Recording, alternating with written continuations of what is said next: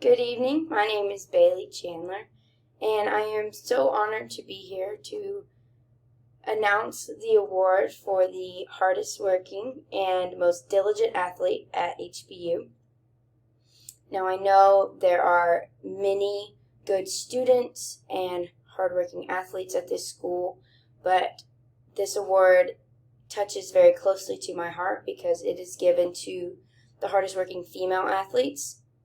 And growing up as a female athlete, we do not receive as much credit as we should, and so I am very pleased to be a part of this new award given to hardworking females in athletics.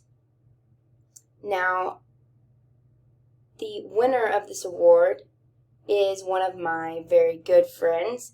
She was nominated by her peers and was actually unaware of her nomination and will be completely surprised by the winning of this award.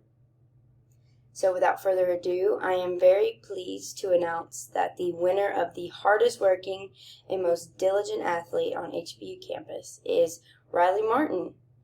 She is a sophomore at HBU and is the most persistent and consistent player that I have ever played with, and that it would be a joy for anyone to get to play with her. She's not only a great teammate and a great friend, but she is also a good person who gives back to her community and is always a light in every room that she enters.